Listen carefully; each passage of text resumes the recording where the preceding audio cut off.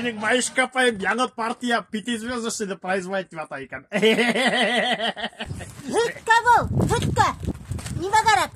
О, бұна хинен өйісін яратам Маишка апай хин деловой кіші.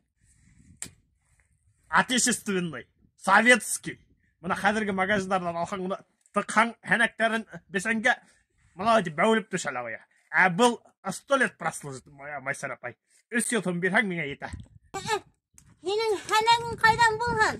Біреудікі сәлдіріп алып келген хыңдыр әлі. Жоқса өзімнің диван астындағы хақлап тұтқан хәнәгім бет ол.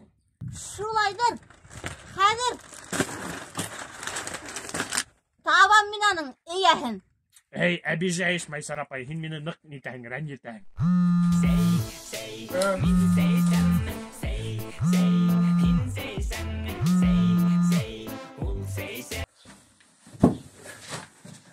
Әлі? Ғабдул кірші, хаума, сенің хәнәгің жоғалманы ма, случайно? Жоқ, менің хәнәк бұнда үйдәк тұра. Хин анда кім менен хилашаһың ол?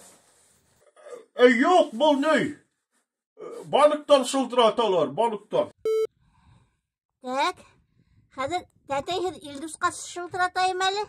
Шылтырат.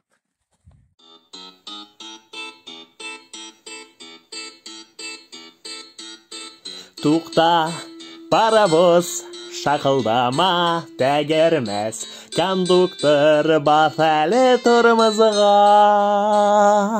Хуңғы сәлем менен ғазиз әсәйімдің көзіне көрінерге ашығам. Нишап ерді бала екен. Ало?